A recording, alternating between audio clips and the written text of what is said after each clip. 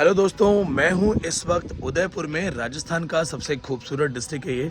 पहाड़ी एरिया है। आप में से बहुत से लोग इसको जानते होंगे कि माउंट आबू यहीं आसपास में है।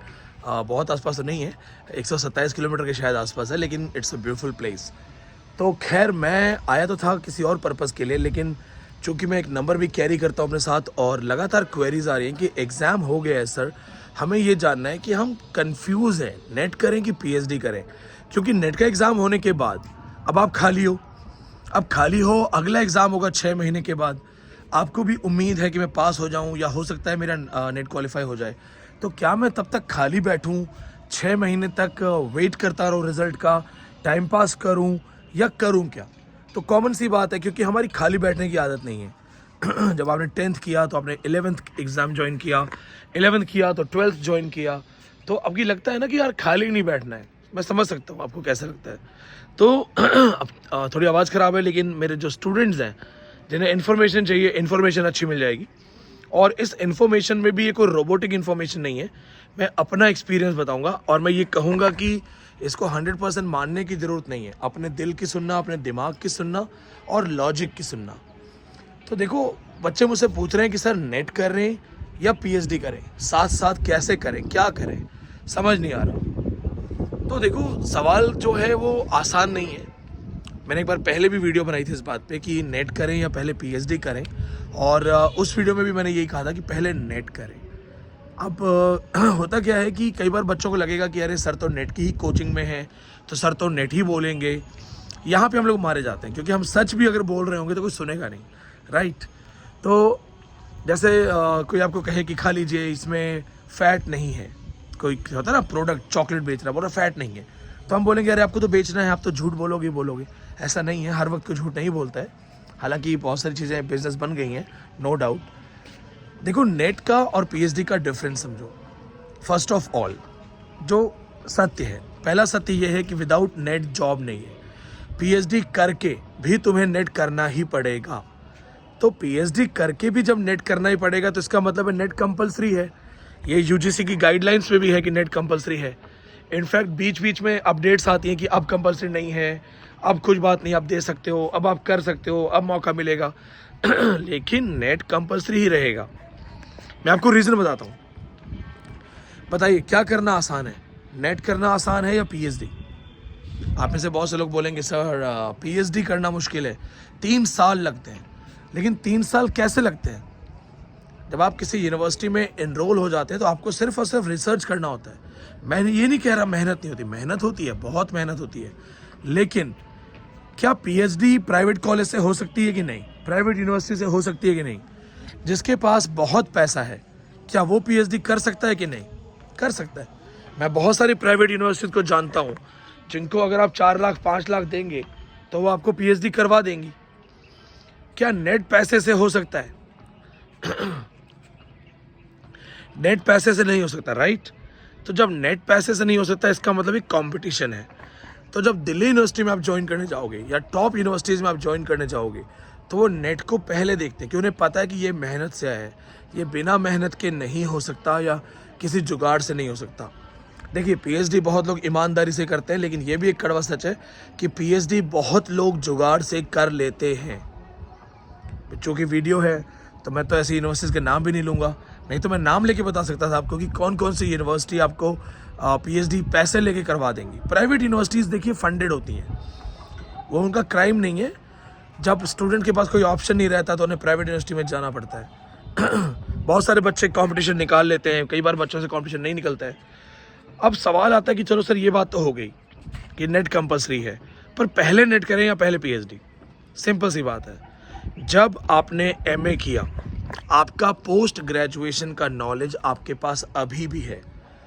3 साल आपने ग्रेजुएशन किया, यानी 3 साल आपने लिटरेचर पढ़ा।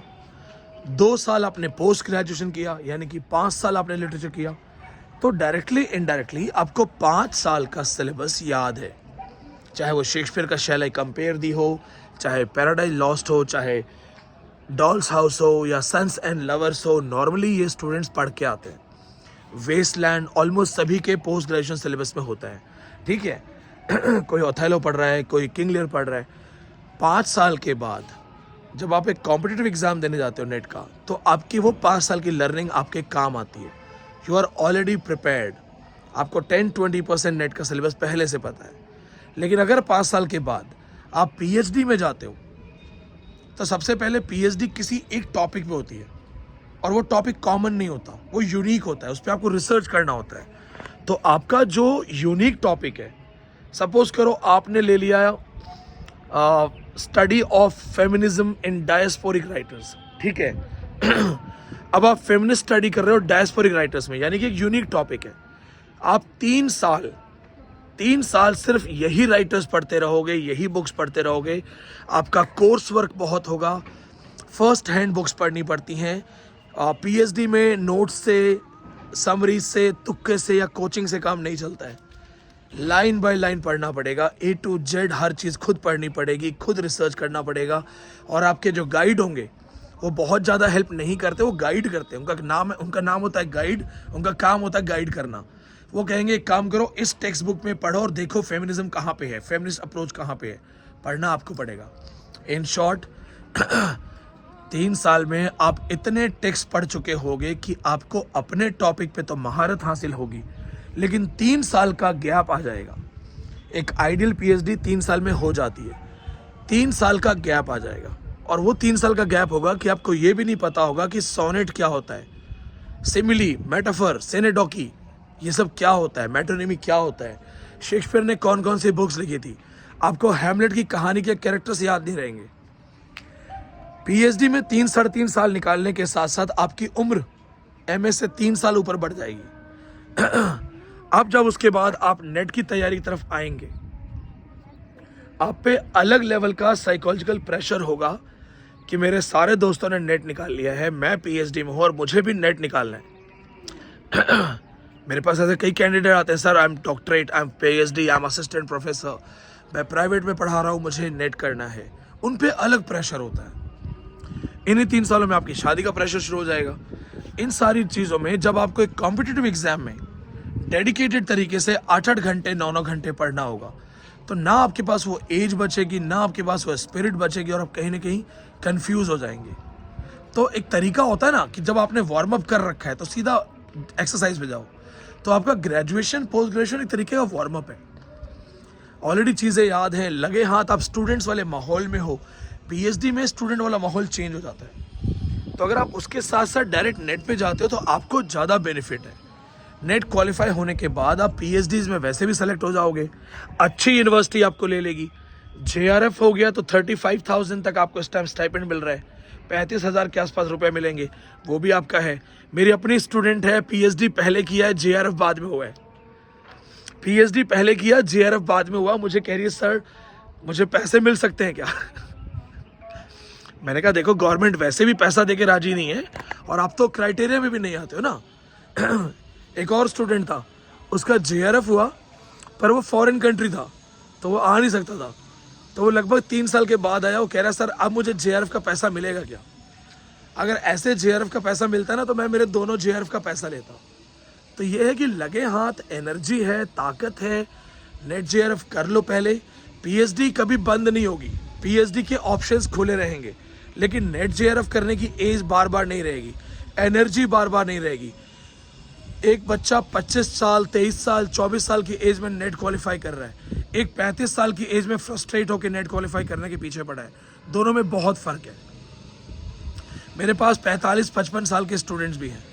मैं जानता हूं कि उसका प्रेशर क्या होता है, मैं उन लोगों के दर्द को महसूस करता हूं। इसलिए मुझे लगता है कि पहले जो सबसे बड़ी लड़ाई है नेट की, क्योंकि तुम्हें दिमाग चलाना पड़ेगा। पीएचडी में प्रेशर नहीं है, 3 साल है, 6 महीने में ब्रिज कोर्स हो जाएगा, 1 साल 1.5 साल में आपको भी पता चल जाता है कि लिखना क्या है, करना क्या है। पर नेट, कई लोग ऐसे हैं जो 5-5, 6-6, 7-7 अटेम्प्ट देके बैठे हैं, क्वालिफाई नहीं हो रहे हैं।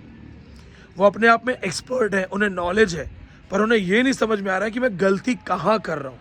कहीं तो गलती कर रहा हूँ, कहाँ कर रहा हूँ। कई लोगों की ब्रिटिश हिस्ट्री बहुत अच्छी है, पर उन्हें ये नहीं पता कि कल्चर स्टडीज़ में या लिंग्विस्टिक्स में वो कहाँ गलती कर रहे हैं, या उन्हें ये नहीं पता कि लिटरेरी थ्योरी से भी एडवांस थ्योरी होती है।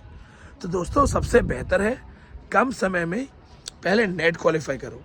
नेट क्वालिफाई हो गया तो पैसे भी आ जाएंगे, पीएचडी कहीं से भी कर सकते हो। खैर ये मेरे विचार हैं। मैं अभी एक और वीडियो बनाने वाला हूँ, थोड़ी आवाज़ भी ठीक हो जाएगी तो एक और वीडियो अपलोड करूँगा।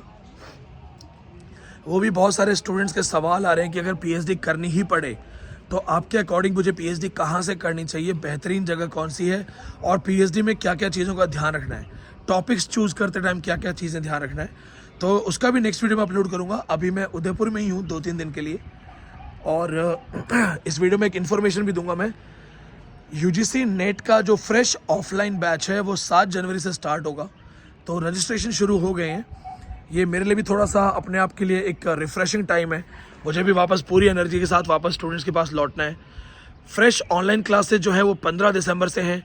जो स्टूडेंट पेपर 1 के हैं और इसको देख रहे हैं, पेपर 1 की भी क्लासेज हमारे पास हैं, वो भी स्टार्ट हो रही हैं, आप हमें बात कर सकते हैं। साथ में आपके जो भी छोटे भाई या बहन जो CUET PG इंग्लिश की तैयारी कर रहे हैं, खास करके दिल्ली यूनिवर्सिटी या JNU, तो हमारे पास उनकी भी क्लासेज हैं, आप उन बच्चों से शेयर कर सकते हैं। और नेक्स्ट वीडियो के लिए आप चैनल को सब्सक्राइब करो, क्योंकि नेक्स्ट वीडियो आपके काम का है। इसके अलावा और भी कुछ वीडियोस में इन्फॉर्मेशन दूंगा अबाउट दिल्ली यूनिवर्सिटी। मैं 3 साल दिल्ली यूनिवर्सिटी में पढ़ा चुका हूँ, तो मैं अपना एक्सपीरियंस, अपना इंटरव्यू कैसे था, क्या क्या पूछा गया था या पूछा जाता है, मैंने 3 साल दिल्ली यूनिवर्सिटी को देखा है बहुत क्लोजली, तो मैं वो सारी चीज़ आपसे शेयर करूँगा। चैनल को सब्सक्राइब कीजिएगा। एंड जो भी मेरे न्यू व्यूवर्स हैं, आवाज़ के लिए मुझे माफ़ कीजिएगा, कंटेंट ज़्यादा ज़रूरी था, इसलिए एडिटिंग्स या वीडियोस या परफॉर्मेंस का वेट नहीं किया। एक टीचर हूँ, स्टूडेंट से बात करनी है, आवाज़ ख़राब है तो भी मेरा बच्चा, मेरा स्टूडेंट मेरी बात समझेगा। आप नए स्टूडेंट हैं, चैनल को सब्सक्राइब कीजिएगा। बहुत बहुत धन्यवाद। टाइगर पांडे मेरे साथ है, और leave a heart for Tiger Pandey. Thank you so much.